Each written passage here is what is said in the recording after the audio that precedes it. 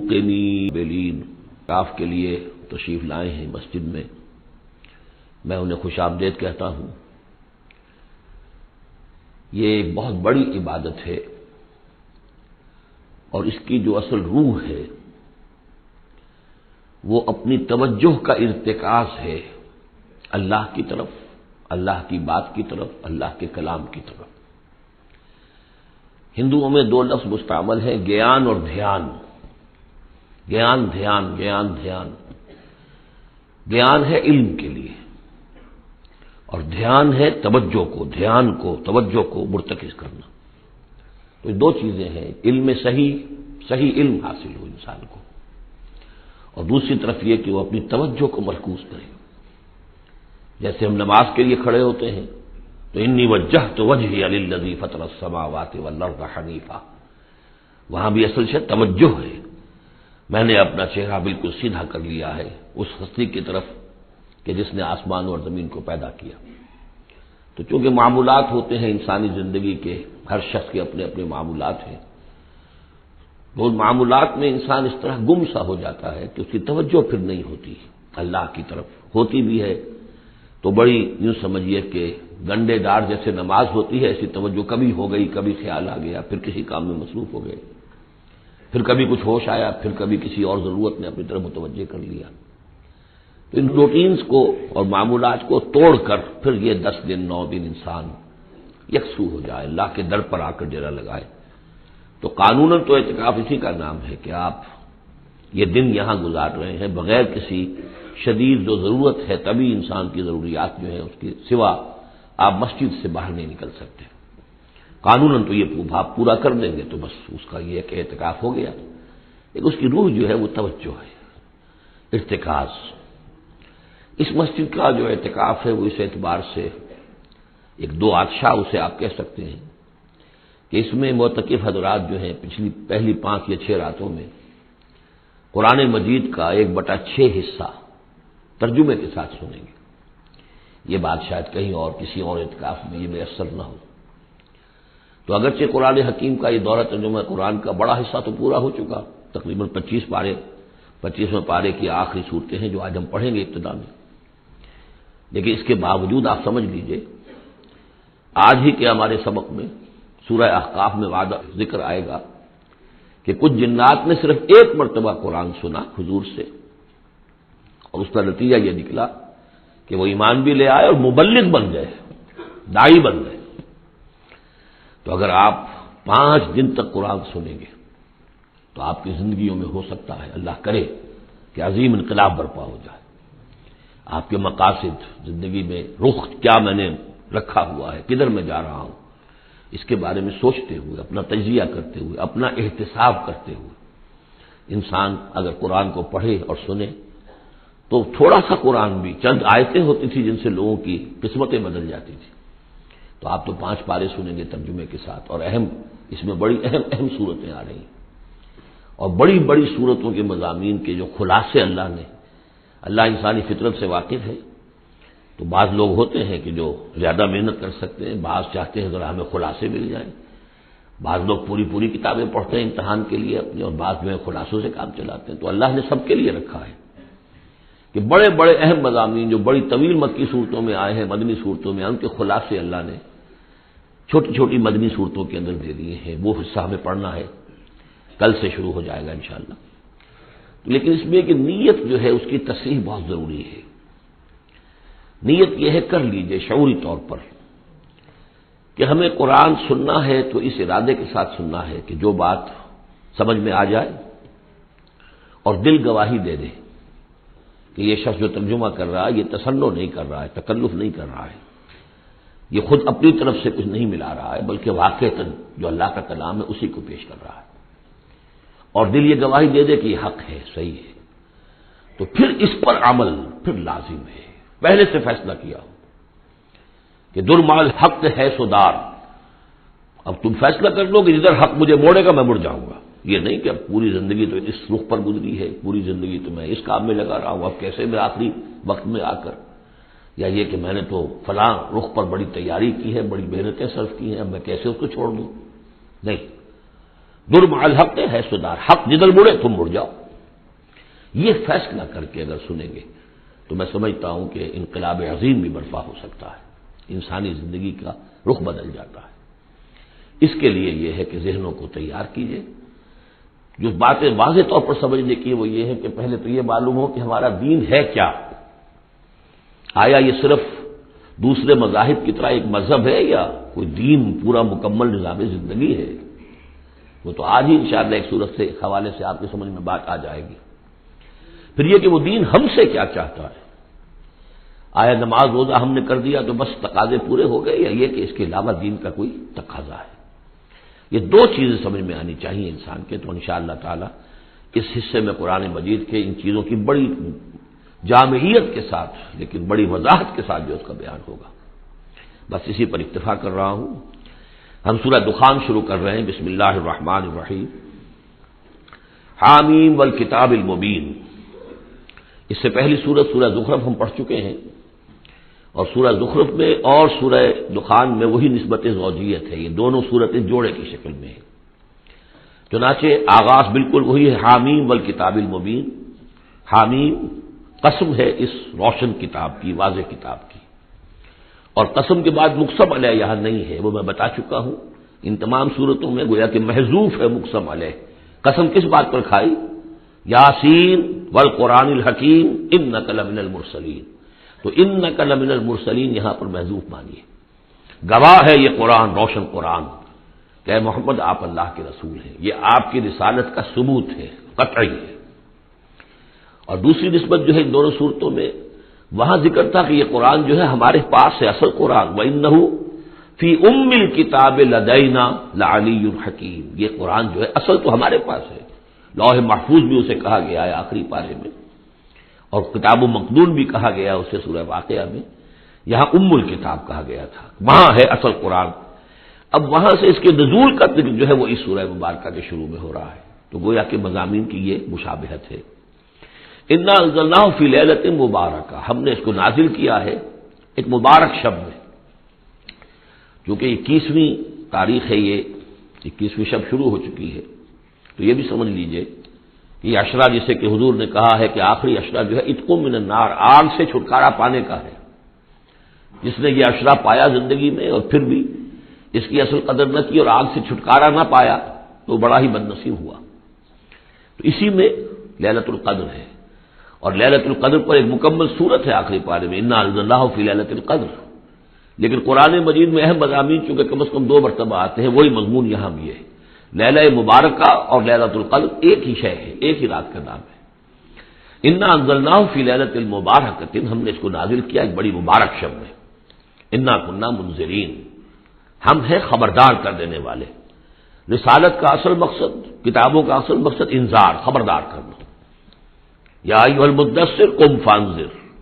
کھڑے ہو جائیے، قبر کسیے اور خبردار کر دیجیے لوگوں کو کہ زندگی یہی زندگی نہیں ہے. یہ تو زندگی کا چھوٹا سا حقیر سا دیباچہ ہے. اصل زندگی تو موت کے بعد ہے. وَإِنَّ دَارَ الْآخِرَةَ لَهِيَ الْحَيَوَانُ لَوْ كَانُوا يَعْلَمُونَ. فِيهَا يُفْرَقُ كُلُّ أَمْرٍ حَكِيمٍ. اس لیلہ مبارکہ میں تمام پختہ فیصلے طے پا جاتے ہیں.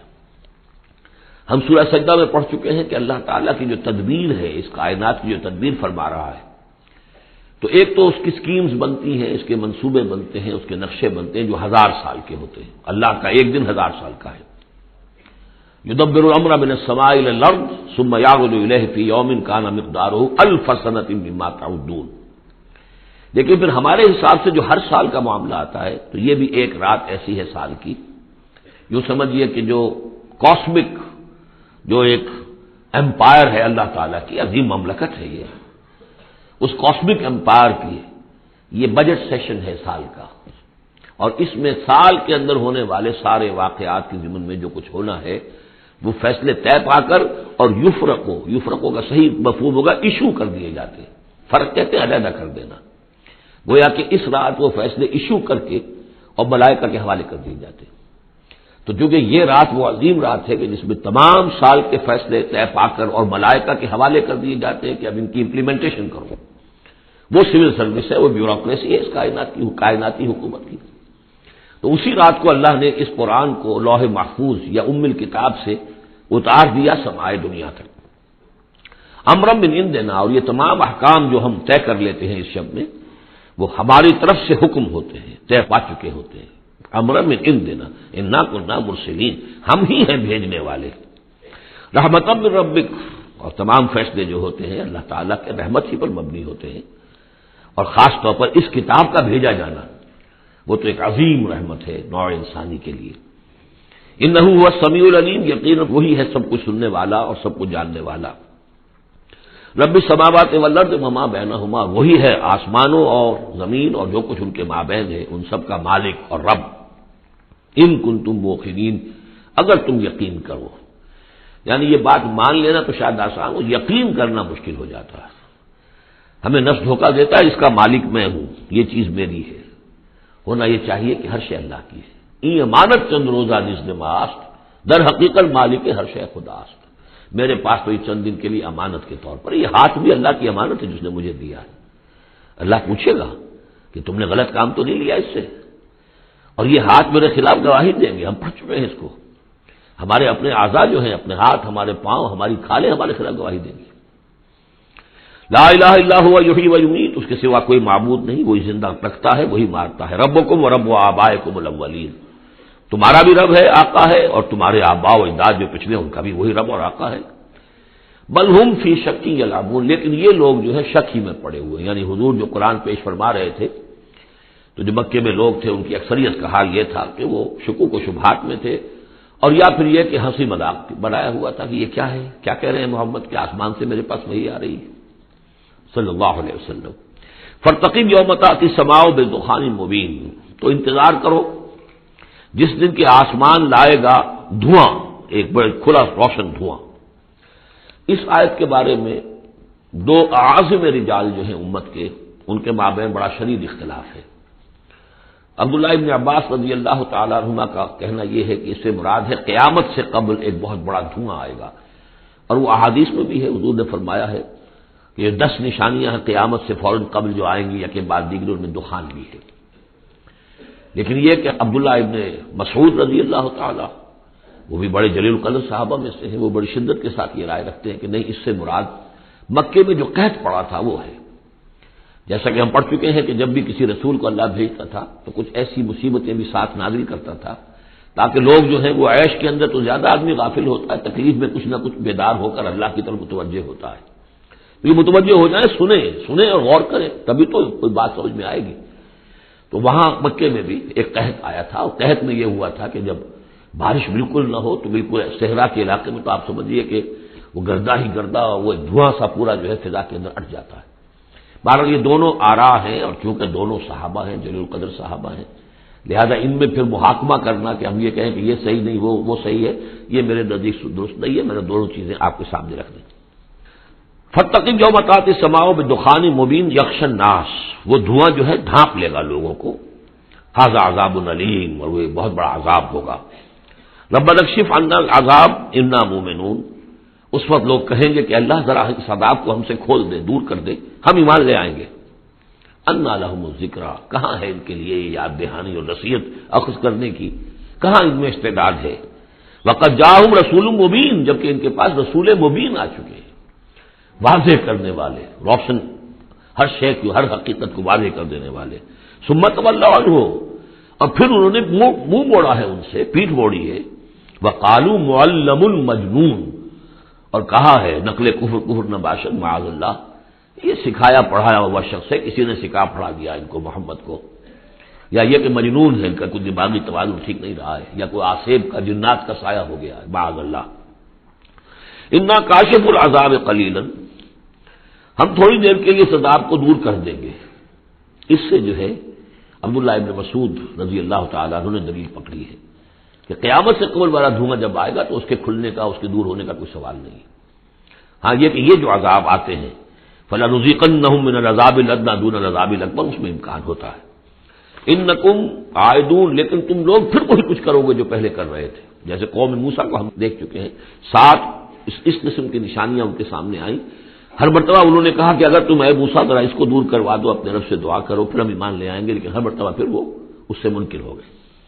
یوم نبطش البطشۃ الکبریٰ، جس دن کہ ہم انہیں پکڑیں گے بڑی پکڑ، یعنی بڑا عذاب جب آئے گا، انا منتقمون، تب ہم ان سے پورا پورا انتقام لیں گے۔ وَلَقَدْ فَتَنَّا قَبْلَهُمْ قَوْمَ فِرْعَوْنَ، اور ہم نے ان سے پہلے فرعون کی قوم کو بھی آزمایا تھا۔ وَجَاءَهُمْ رَسُولٌ کریم، ان کے پاس بھی ایک بہت ہی باعزت رسول آئے تھے، حضرت موسیٰ علی نبینا وعلیہ الصلوۃ والسلام، ان ادوا الی عباد اللہ، انہوں نے مطالبہ کیا تھا کہ اللہ کے بندوں کو میرے حوالے کر دو، بنی اسرائیل کو میرے ساتھ جانے دو۔ انی لکم رسول امین، میں تمہارے لیے ہوں ایک امانت دار رسول، میں وہی پیغام لے کر آیا ہوں جو اللہ نے دیا ہے تمہارے رب نے۔ وَاللَّهُ تعالیٰ علی اللہ، دیکھو اللہ کے مقابلے میں سرکشی نہ کرو، یعنی میرے مخالفت کرو گے، میں اللہ کا رسول ہوں، اس کا نمائندہ ہوں، تو گویا کہ اللہ کے مقابلے میں سرکشی ہے۔ انی آتیکم بسلطان مبین، میں تمہارے پاس لے کر آیا ہوں ایک کھلی سند۔ وَإِنِّي عُذْتُ بِرَبِّي وَرَبِّكُمْ أَن تَرْجُمُونَ، اور میں نے پناہ پکڑ لی ہے اپنے رب کی جو تمہارا بھی رب ہے، لیکن تم مانتے نہیں ہو اس کو کہ تم مجھے سنسار نہ کر سکو۔ وَإِن لَّمْ تُؤْمِنُوا لِي فَاعْتَزِلُونِ، تو اگر تم میری بات مانتے نہیں ہو تو کم سے کم مجھ سے دور رہو، میرے خلاف کسی اقدام کی کوشش نہ کرو۔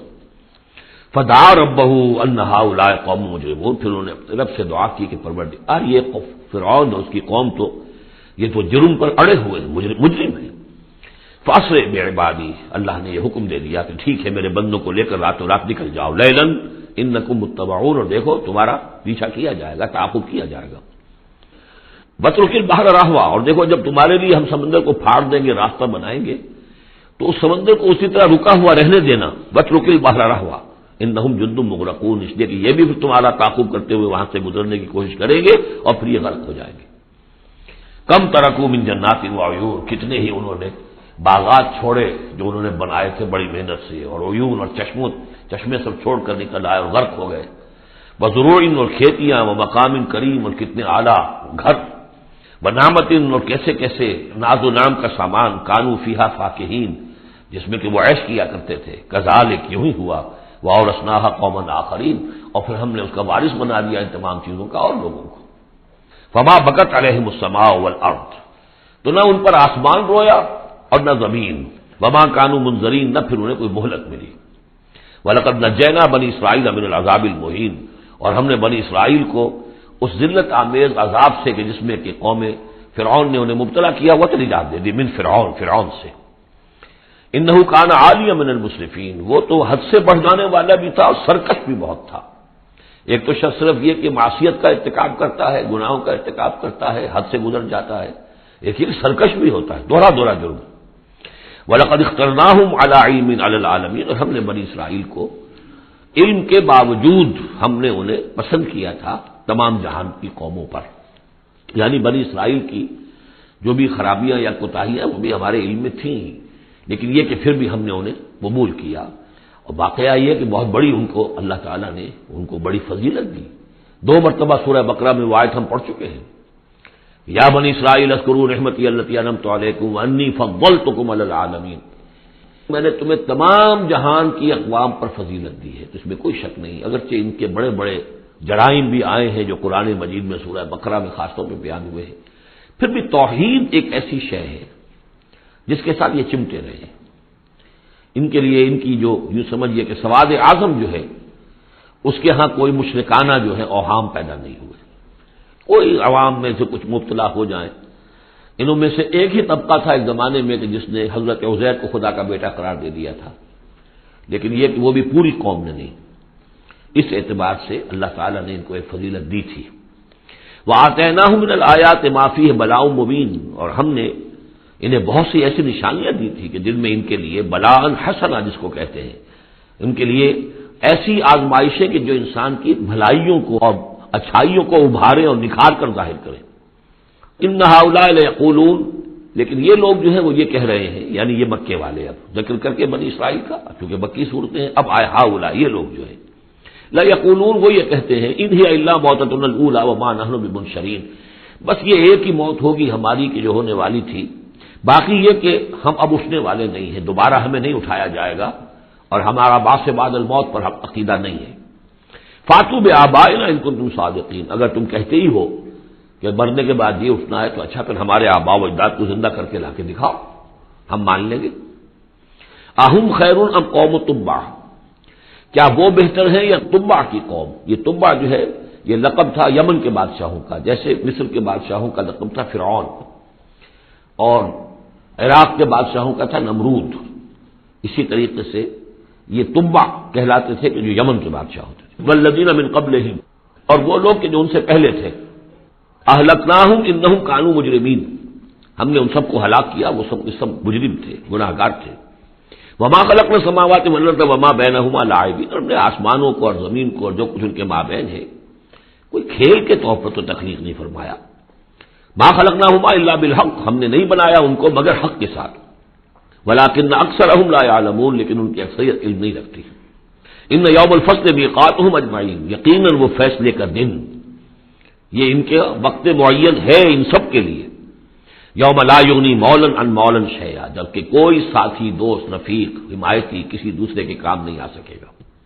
ولا هم ینصرون، نہ ان کی کوئی مدد کی جائے گی۔ الا من رحم اللہ، سوائے اس کے کہ جس پر اللہ رحم فرما دے۔ انہ هو العزیز الرحیم، یقیناً وہ زبردست ہے، رحم فرمانے والا۔ ان شجرۃ الزقوم، اس کا پہلے بھی ذکر ہو چکا ہے، زقوم کا جو درخت ہے، طعام الاسیم، وہ گناہ گاروں کا کھانا ہے جو انہیں راشن ملے گا جہنم میں، کل محل یغلی فی البطون، اور وہ جب وہ بھوک کے مارے کھائیں گے، حالانکہ نہایت بد شکل ہوگا، بد زیب ہوگا، بد ذائقہ ہوگا، بدبودار ہوگا، لیکن یہ کہ بھوک کی شدت سے بیتاب ہو کر کھائیں گے، لیکن جب وہ اپنے پیٹوں کو بھریں گے اس سے تو وہ جا کر کھولے گا اندر، جیسے کہ پانی کھولتا ہے ابلتا ہوا، اس طرح ان کے پیٹوں کے اندر جا کر وہ کھولے گا، جیسے کہ پگھلا ہوا تانبا کھولتا ہے، کغلی الحمیم، جیسے کہ پانی کھولتا ہے، جبکہ خذوہ فاعتلوہ الی سواء الجحیم، پھر کہا جائے گا پکڑو اس کو اب اور دھکیل کر اسے لے جاؤ عین بیچوں بیچ جہنم کی۔ ثم صبوا فوق راسہ من عذاب الحمیم، پھر اس کے سر کے اوپر ذرا کھولتے پانی کے تریڑوں کا عذاب دو، ذق، چکھو، انک انت العزیز الکریم، یقیناً تم تو بڑے زبردست ہو، بڑے باعزت ہو۔ اب ابو جہل سے کہا جائے گا نا تمہیں تو بڑا فخر تھا، تم تو بہت اکڑتے تھے، اے ولید بن مغیرہ تمہیں اپنی دولت پر، جائیداد پر بڑا فخر تھا، اب چکھو یہ مزہ، ذق انک انت العزیز الکریم، ان ھذا ما کنتم بہ تمترون، یہ وہ چیز ہے جس کے بارے میں تم دھوکے میں پڑے ہوئے تھے یا شک کر رہے تھے۔ ان المتقین فی مقام امین، اس کے برعکس جو متقی ہوں گے اللہ کے بندے، وہ ہوں گے بڑے امن والی جگہ پر، پرسکون، فی جنات و عیون، باغات میں اور چشموں میں، یلبسون من سندس و استبرق متقابلین، لباس انہوں نے پہنا ہوگا جو باریک ریشم کا بھی ہوگا اور گاڑھے کا بھی، یعنی یہ کہ انسان کا جو نیچے کا لباس ہوتا ہے وہ گاڑھا ہوتا ہے، گاڑھا ریشم، اور اوپر جو ہے وہ باریک ریشم، متقابلین، ایک دوسرے کے سامنے رخ کر کے بیٹھے ہوں گے، کذالک ایسے ہی ہوگا، وزوجناہم بحور عین، اور ہم ان کی شادی کر دیں گے، ان کو بیاہ دیں گے حوروں سے کہ جو بڑی بڑی آنکھوں والی ہوں گی، یدعون فیہا بکل فاکہۃ آمنین، پھر وہ آرڈر کریں گے، بنائیں گے، طلب کریں گے اس میں ہر طرح کی چیز، بڑے اطمینان کے ساتھ جو پھل چاہیں گے آرڈر دیں گے، لا یذوقون فیہا الموت الا الموتۃ الاولی، اب انہیں موت نہیں آئے گی، وہ موت جو آ چکی بس اس کے بعد اب کوئی موت نہیں، اب جنت میں ہمیشہ ہمیشہ کا قیام ہوگا۔ وَوَقَاهُمْ عَذَابَ الْجَحِيمِ، اور اللہ تعالیٰ نے ان کو بچا لیا ہے عذاب جہنم سے، اللہم ربنا اجعلنا منہم، اللہ تعالیٰ ہمیں بھی ان میں شامل کرے۔ فضلا من ربک، اور یہ فضل ہوگا تیرے رب کی طرف سے، یقیناً ان کے اعمال بھی ہوں گے، ان کی اپنی محنتیں بھی ہوں گی، لیکن یہ کہ صرف محنت اور صرف عمل نہیں، اللہ کا فضل، اس کا کرم، اس کی رحمت بھی ضروری ہے۔ ذالک هو الفوز العظیم، یقیناً یہ بہت بڑی کامیابی ہے۔ فإنما يسرناه بلسانك لعلهم يتذكرون، تو ہم نے اے محمد صلی اللہ علیہ وسلم اس قرآن کو آپ کی زبان پر آسان کر دیا ہے، یہ بڑی فصیح زبان ہے قرآن کی، عربی زبان جو ہے کوئی ثقیل نہیں ہے۔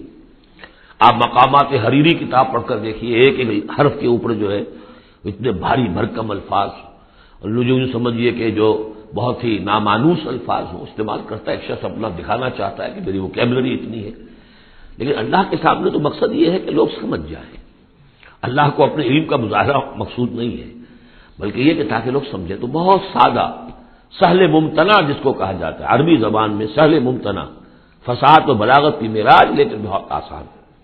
فإنما يسرناه بلسانك لعلهم يتذكرون، تاکہ وہ اسے نصیحت اخذ کریں، اس کو سمجھ سکیں۔ فارتقب انهم مرتقبون، تو اے نبی آپ بھی انتظار کیجئے، یہ بھی انتظار کر رہے ہیں۔ فرتقب اسی کے آگے وہ دخان مبین جو آنے والا ہے، گویا کہ اس کی پیش کی خبر دے دی گئی کہ اب وہ عذاب تم پر جو آئے گا، وہ عذاب کہ جس کی عبداللہ ابن مسعود رضی اللہ تعالیٰ عنہ کے نزدیک وہ قحط کا عذاب تھا۔ بارک اللہ لی ولکم فی القرآن العظیم ونفعنی وإیاکم بالآیات والذکر الحکیم۔